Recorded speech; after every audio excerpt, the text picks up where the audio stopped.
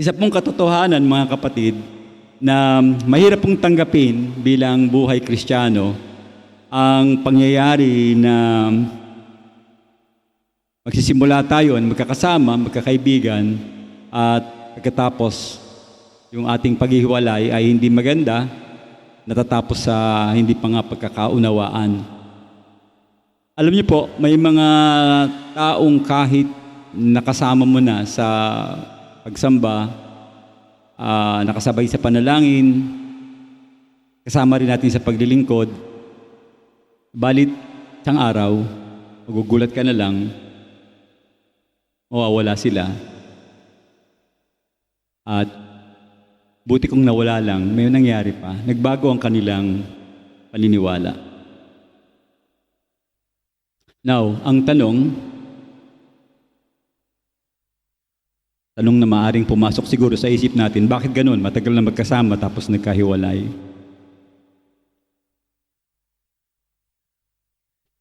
Ano kaya nangyari sa kapatid na ito? Bakit nagbago siya? Bakit nagkaroon ng maling sistema ang kanyang paniniwala sa Diyos?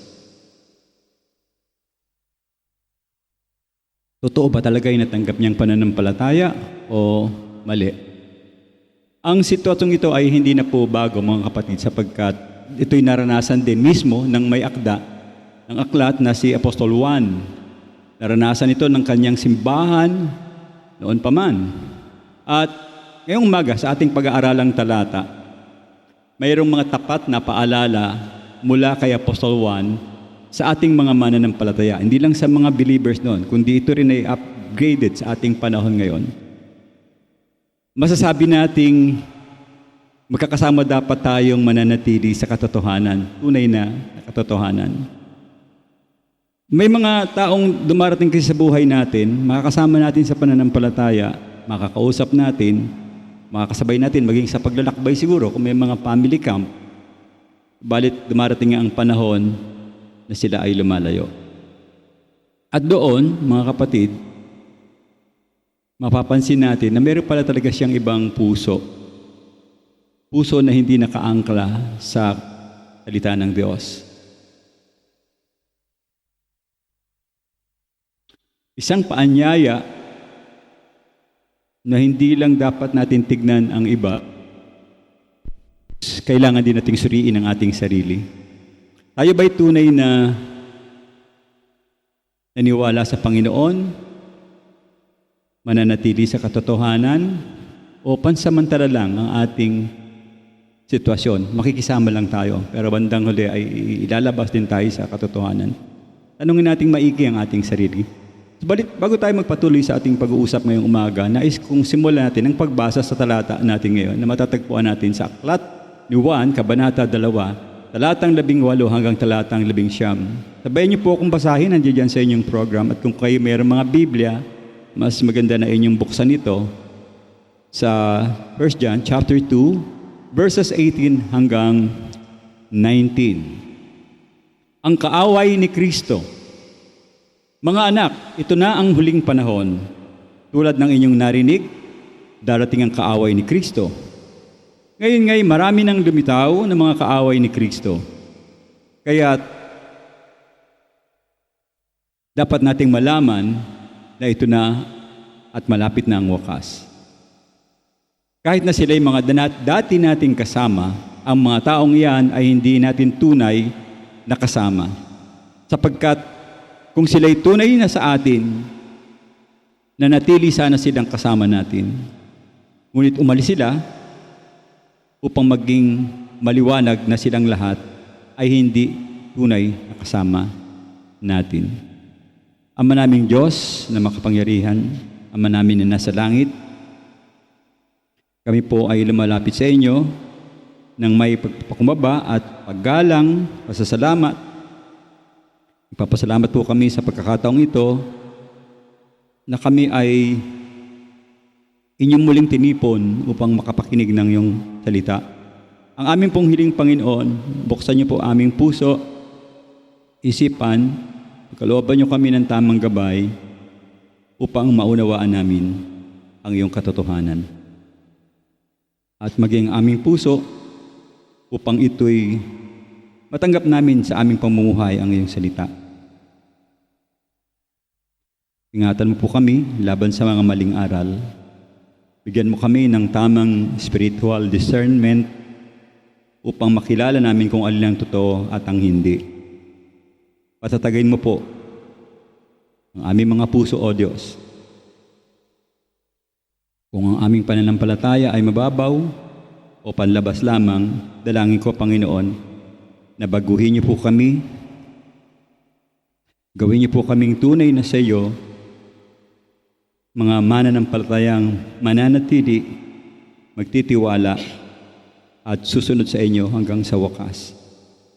At habang kami ay makikinig ng iyong salita ngayon, mag-usap ka po sa amin ng malinaw at makapangyarihan. At nawa ang aming lahat na aming gagawin, Panginoon, magbigay luwalhati sa iyo. Ito ang aming dalangin sa pangalan ng iyong anak na si Jesus. Amen. Noong po nakaraang linggo, natutunan natin sa pangunguna ni Brother Ray na ang ibig sabihin ng salita, ang sanlibutan, ay hindi siya physical na mundo. Kung hindi, ito ay isang sistema ng kasalanan laban sa ating Diyos. Or we call it sa English, cosmic system. At may tatlong bagay na bilanggit si Apostol Juan tungkol sa pita ng laman. Ito yung tinatawag nating mga makasalanan na mayroong pagnanasa. Gayun din yung pita ng mata, mga bagay na ninanasa natin, yung mga nakikita natin, at higit sa lahat yung kayabangan ng buhay. Ito naman yung pagmamataas at pagtitiwala sa sarili. Obviously, napakaliwanag na ang lahat ng yan, pita ng laman, pita ng kayabangan, pita ng mata, hindi yan galing sa Diyos Ama. Ayan ay mula sa pinag-usapan natin noong nakaraan na sanlibutan. At ang mahalagang katotohanan dito, itong bagay na ito, baka sanlibutan, mga bagay sa sanlibutan, ay lilipas, magwawakas. Ngunit, sa bandang huli, ang totoong gumagawa ng kalooban ng Diyos, ito sila ay mananatili magkailanman. Kaya ang lesson natin is huwag nating ibigin ang mga bagay na lumilipas. Bagkos, tayo ay mamuhay para sa kalooban ng ating Panginoong Diyos na nananatili magpakailanman. Maliwanag po ang sinabi ng salita ng Diyos, ang sanlibutan ay lilipas, subalit ang mga pagnanasang ito ay mawawala. At ang gumagawa ng salita ng Diyos, kalooban ng Diyos, ay laging mananatili. Ngunit, mga kapatid, ito ang isang seryosong tanong na gusto kong ipalawig sa ating ngayong umaga. Kung ang katotohanan ay sobrang linaw at ipinapaliwanag ng maayos, still, bakit meron pa ring mga tao na nalilinlang? Kahit napakatagal na niya sa pananampalataya. Bakit natututunan niya pang tumalikod sa katotohanan at salita ng Diyos? Well, isipin natin, siguro, or dahil ang kasagutan diyan, hindi lang kasi sanlibutan ng ating kaaway o kalaban. Mayroon ding tinatawag na panlilinlang na nakakapasok mismo sa loob ng simbahan. Naalala ko nung nagsisimula pa ako sa ministry, may mga ilang naging bisita kami noon sa simbahan na akala namin totoo yung kanilang appeal, gusto nilang makilala ang Panginoon. Medyo matagal din silang naging membro at sumali sa mga activity ng church. And then lately, lumabas yung natural nila, magde-networking lang sila doon sa loob at gustong kumuha ng sales sa mga member ng church. At nung wala silang mabentahan, what happened? lumipat ng ibang church, nasasalihan na naman nila. Now, kaya ngayon, mga kapatid, dadalhin tayo rito ni Apostol Juan sa isang matinding paalala o matinding babala na dapat nating tanggapin at mataglay ngayong umaga. Ang aklat ng unang Juan, Kabanata 2, talatang 18, nakikita natin na meron talagang tunay na panganib ang bagay na binabanggit diyan tungkol sa sanlibutan. Subalit, sa premise niya, parang hindi yung sanlibutan ang kanyang binigyan ng emphasis, kung hindi yung panlilinlang na ginagawa mismo sa mga tao nagsasabing sila ay nasa katotohanan. Okay? Now, ano po itong mga paalala ni Apostol Juan para sa ating mga mananampalataya noon sa kasalukuyan? Number 1, program ninyo, dapat ay maging mapagmatsyag tayo sa panlilinlang. Mga anak, sabi sa verse 18 uli, ito na ang huling panahon, tulad ng inyong narinig, darating ang kaaway ni Kristo. Ngayon marami nang lumitaw ng mga kaaway ni Kristo. Kaya't alam nating malapit na ang wakas. Sa panahon po ni Apostol Juan, marahil bandang huling bahagi ng unang siglo, ang church noon o yung kanilang ginagawang ministry noon, obviously alam natin na under persecution sila, no? Sa panahon nila, Nero, ng mga panahon na yon. Inuusig sila sa labas. Subalit, nagkaroon din sila ng mas malaking problema. At ito nga yung palilindang naman sa loob ng church gathering nila. Kasi po, may mga taong, sabi doon sa talata, dating kasama, kilala nila, at higit sa lahat, may impluwensya sa church na nagbago at lihis ng landas. Now, sa pag-aaral ko po, merong isang posibleng tinutukoy na kalaban ng Panginoon o Antikristo. Yan ay walang iba kundi si Cerinthus. Kilala siya noon bilang guro ng maling doktrina ng panahon ni Apostol Juan. Meron siyang impluwensya sa both rehiyon ng Asia Minor at saka Ephesus. Pero hindi rin sinasabi ng banal na kasulatan na siya yung kasama doon sa grupo. Hindi kasi maliwanag sa Biblia yung pagbanggit. Kasi si Apostol Juan mahilig sa pagbanggit ng mga tao, hindi niya binabanggit. Pero kung ikaw ay kasama ni Apostol Juan, makikilala mo talaga kung sino yung mga taong binabanggit niya. Now, itong impluwensya ni Cerinthus noon, ito'y buhat bala sa sulat ni Irenaeus, by the way. Si Irenaeus, mayroon siyang direct ang connection sa mga apostol kasi siya ay disciple ni Polycarp. At si Polycarp naman ay disciple mismo ni Apostol Juan. Kaya nung kanyang sinulat yung writings ni Irenaeus, ni Polycarp, lagi yang against dun sa binabanggit ni Apostol Juan. Okay?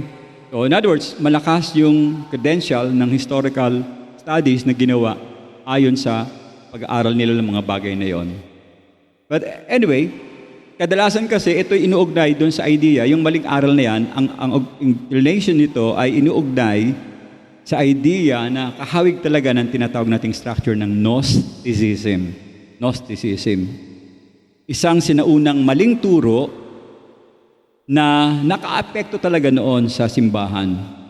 By the way, pag sinabing Gnosticism, ang salitang Gnostics, galing yan sa wikang Grego, na ang ibig sabihin ay knowledge or kaalaman.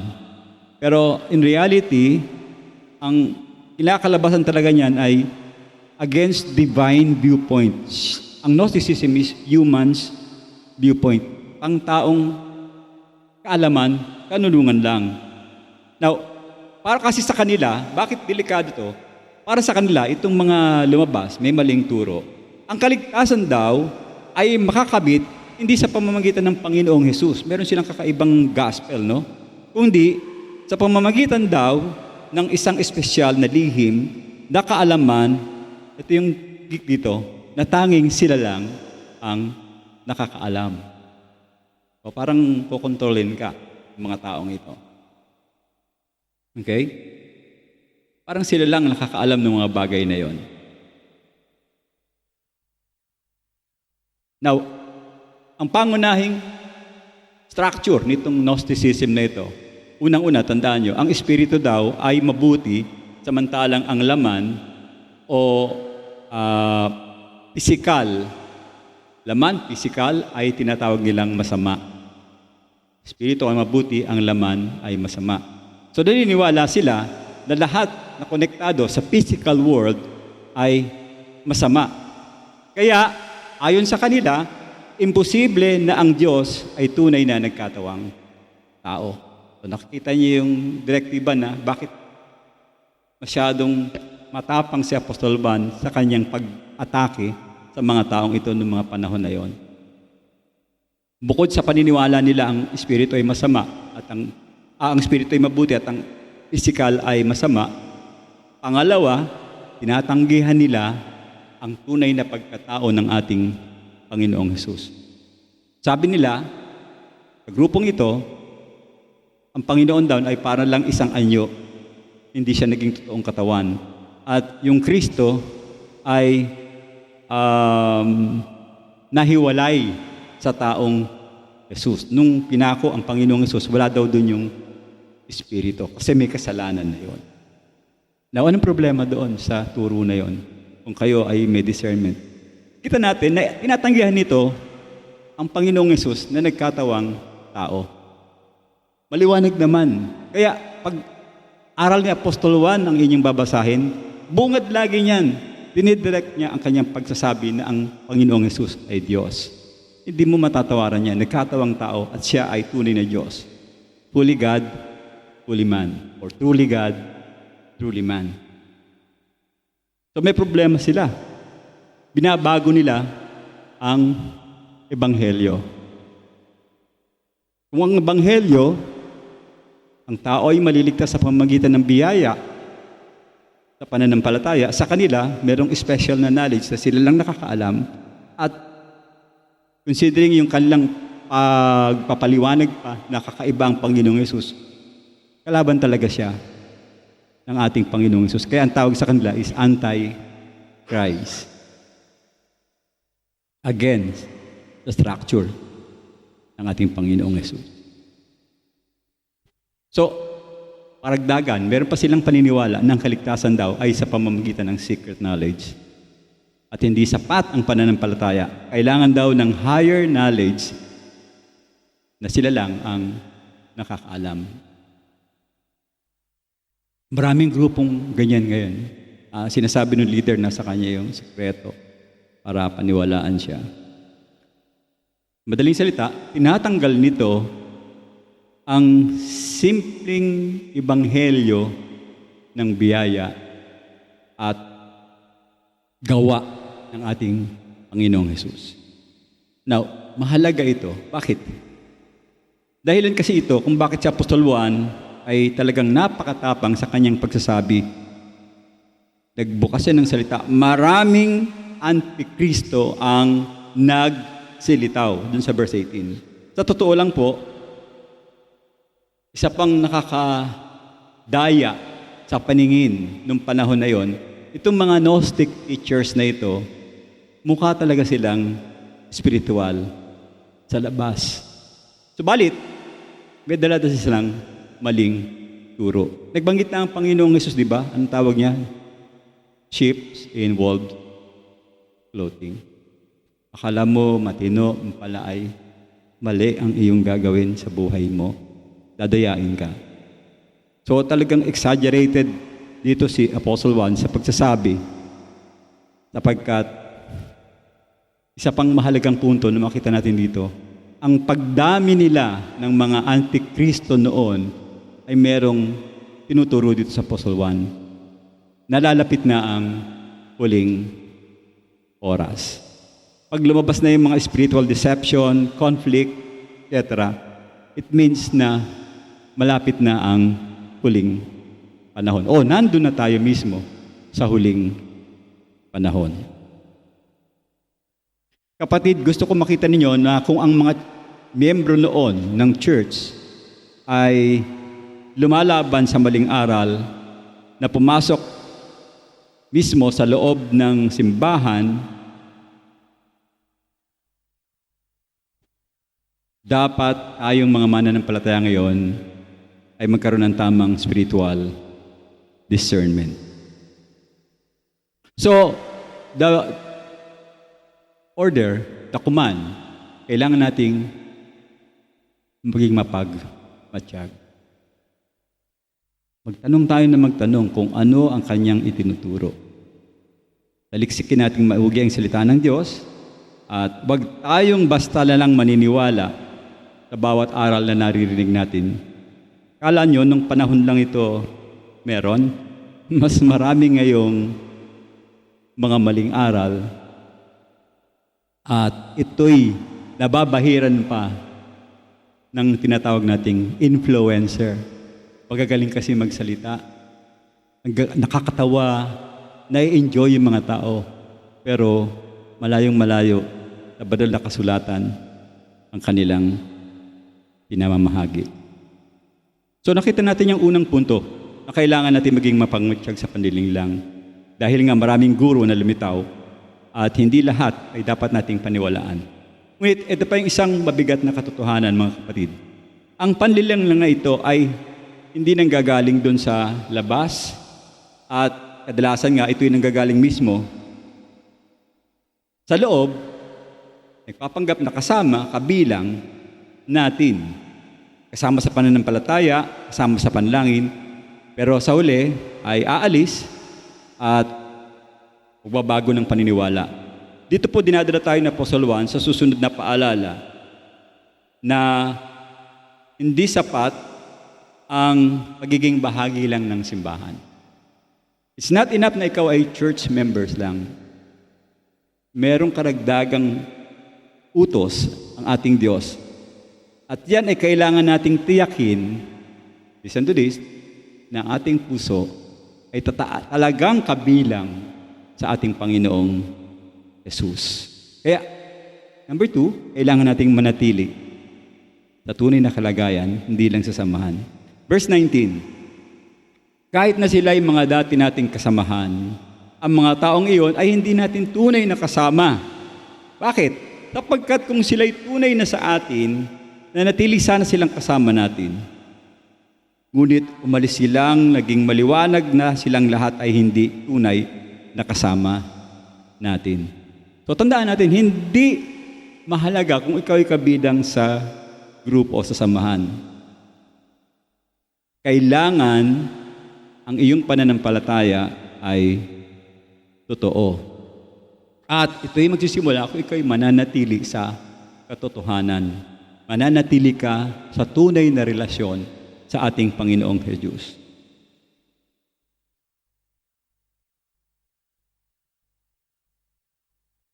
Okay? So yung unang phrase, sila yung mga dati nating kasamahan, sabi sa talata. Ano po ibig sabihin yan? May mga taong dating kasama sa iglesia at nakisama sa pananampalataya and they are active also sa gawain sa pagtuturo. Ngunit bandang huli, nagbago sila. We experience yan. Siguro kayo, naka-experience na kayo. May mga kasama kayo dati na parehas ng pananampalataya nyo. Lately, nagbago sila. Pumunta sa ibang doktrina. Tumama sila dun sa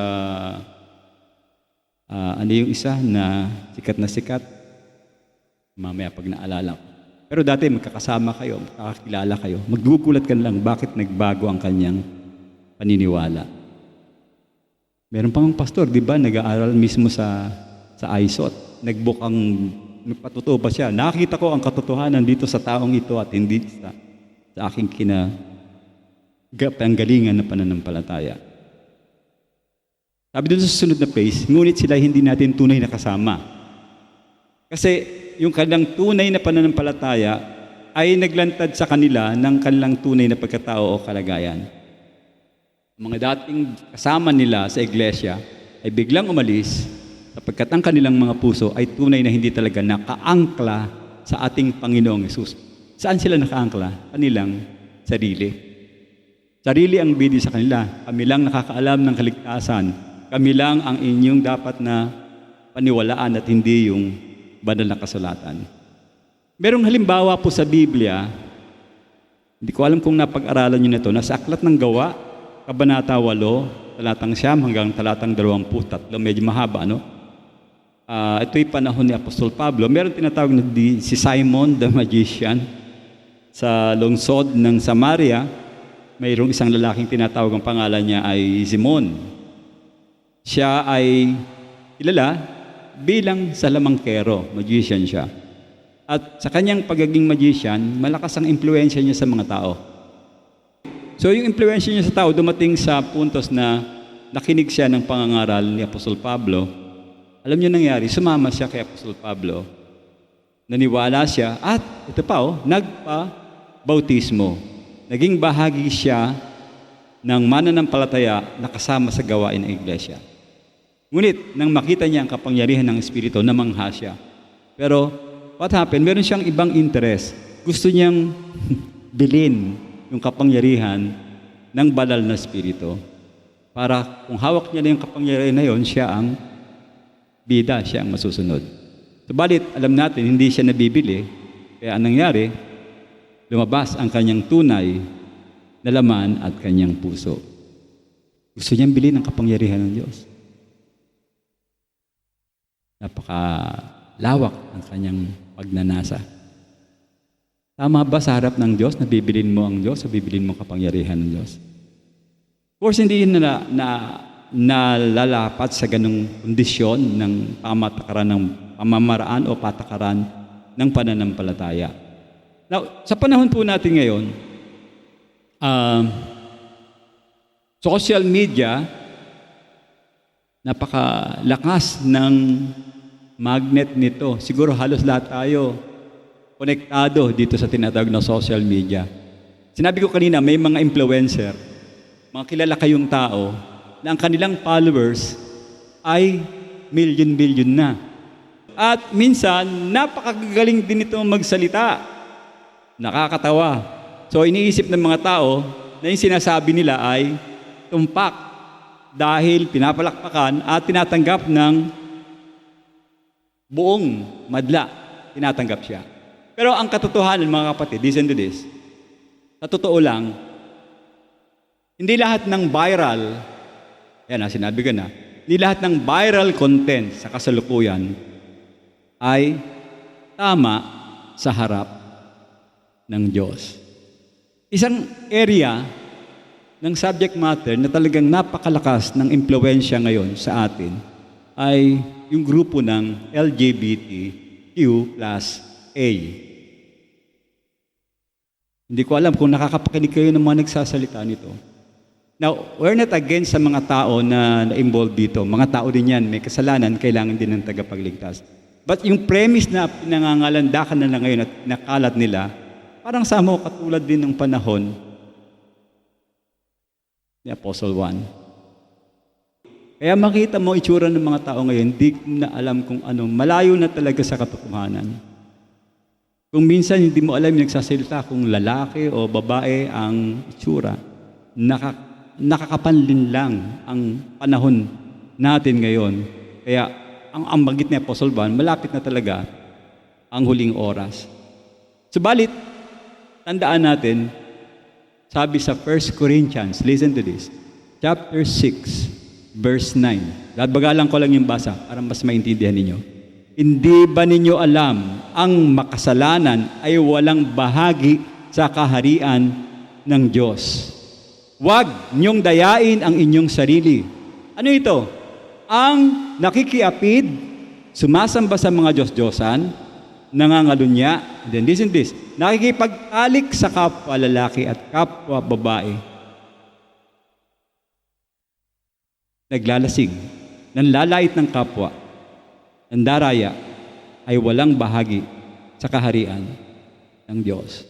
Pero tinatanggap ng society ngayon, tanggap ng society yan.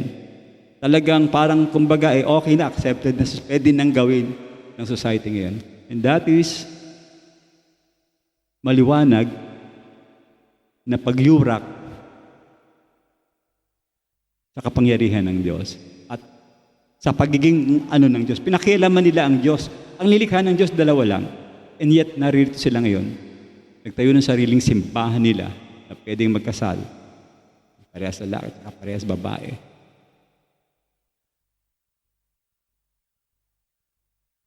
Popularity is not equal to truth.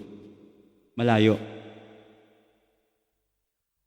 Ang sukatan, tunay na sukatan ng katotohanan ay ang hindi sikat na pangalan. Dami ng likes, dami ng views. Ang sukatan ng pananalig at totoong paniniwala kung gusto nating manatili sa salita ng Diyos ay ang kanyang Biblia, ang salita ng Diyos. Nakakatakot nga kasi binanggit ni Brother Ray, minsan yun ang kiniklaim nila sa buhay. Tinatanggap nila na tama yung sinabi nung nagsalita. At yun ang kanilang pinapalakad sa kanilang buhay. Tama, totoo yung sinabi ni Ana. Okay? Yun ang kanilang magiging estilo ng pamuhay, hindi na ang salita ng Diyos. Nakita natin sa talatang ito na may mga taong umalis mula sa gitna ng iglesia. At ito'y hindi dahil sa aksidente, kundi dahil sa pinakita ng Diyos kung sino sila at kanino dapat sila maging kabilang. Hindi dito nagtatapos ang paalala ni Apostol Juan dahil sa gitna ng sakit na ito, ng pagkalito, may malinaw na katotohanan na ibinibigay sa atin ang ating Panginoong Diyos. Ang tunay na mananampalataya ay hindi lamang nakikita sa kanyang paninimula. Makikita mo ang totoong mananampalataya na talagang tunay sa kanyang pananatili sa katotohanan. Kinakapitan niya ang salita ng Diyos. Kaya number 3, kailangan natin magpatuloy o persevere hanggang wakas. Sa 19b, sapagkat kung sila'y tunay na sa atin, nananatili sana silang kasama natin. Nananatili sana. Kung talagang kayo'y sa Diyos, dapat nananatili kayo sa Diyos. Pero what happened? Ngunit umalis sila upang maging maliwanag na silang lahat ay hindi talaga tunay na kasama ng Diyos. Ano pong kahulugan nito? Kung sila'y sa atin, ibig sabihin, tumutukoy sa mga tunay na mananampalataya, mga taong tunay na kabilang sa ating Panginoon at sa Kanyang iglesia.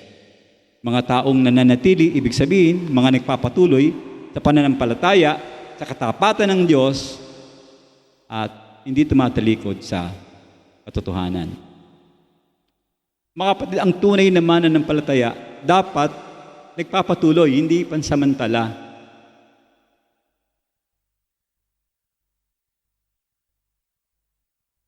Pag-aaralan pa natin yung maraming talata dito sa aklat ni Apostol Juan, makikita nyo ang aspeto ng pagbabahagi ng Apostol Juan. Pinapakita niya talaga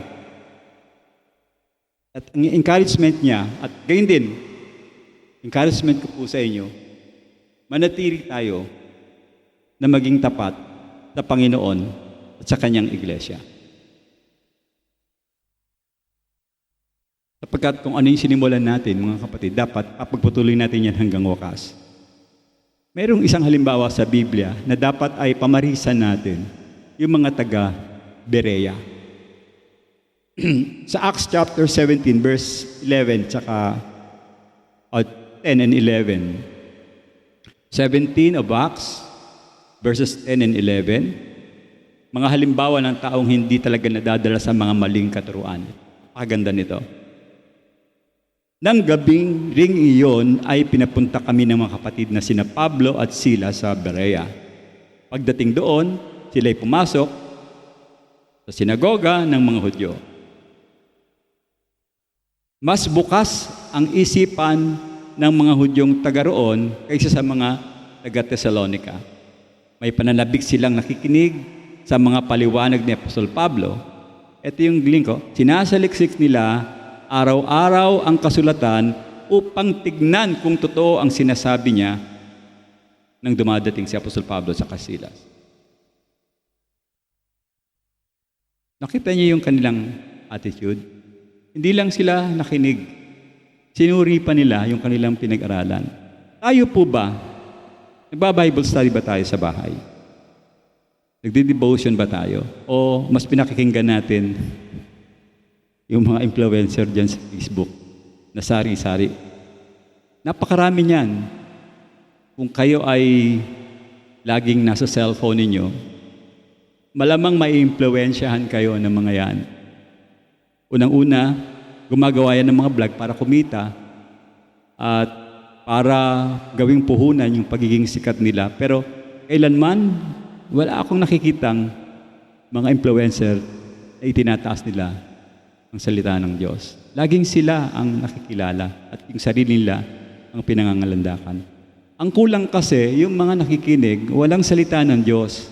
Hindi sila interesado, tinanggal na at iniba na yung daan, iniba na yung kanilang linya ng paghahanap ng katotohanan. Iisa lang ang katotohanan, ang Biblia, ang salita ng Diyos. Dapat doon lang tayo manatili. Pag lumalabas sa salita ng Diyos, ibang usapan yon, mga kapatid. Tinanggap nila ang salita ng Diyos nang may kahandaan, itong mga taga-Berea, at araw-araw ay sinusuri nila ang katotohanan tungkol sa kanilang naririnig. Now, anong resulta? Dahil hindi sila basta-basta lang naniniwala, of course, what happened? Hindi sila pwedeng maloko at malinlang. Katulad din ng mga nagtatrabaho sa bangko, sa Bernice at sa Hana. Alam ko, pag mayroong fake na pera, makikita nyo kagad yan. Madidiscern nyo na fake yung pera. Dahil nagtatrabaho kayo sa bangko. Kahit na siguro, kung matagal ka na sa pagsasalat ng mga pera, malalaman mo kaagad kung fake ang isang pera dahil yun ang iyong trabaho. Kung ang ating araw-araw na ginagawa ay pagbibigay ng oras sa salita ng Diyos, kung hindi tayo basta-basta maniniwala kaagad sa mga naririnig nating mga panlilinlang. Hindi tayo madadala sa mga maling turo kapag tayo nagsusuri. Kailangan natin magpatuloy at kailangan nating manatili sa ating kalagayan bilang paniniwala sa ating Panginoong Diyos. At dapat hindi lang ngayon, dapat forever, hanggang wakas, hanggang buhay tayo, dapat nagpapatuloy tayo at nananatili tayo sa salita ng Diyos.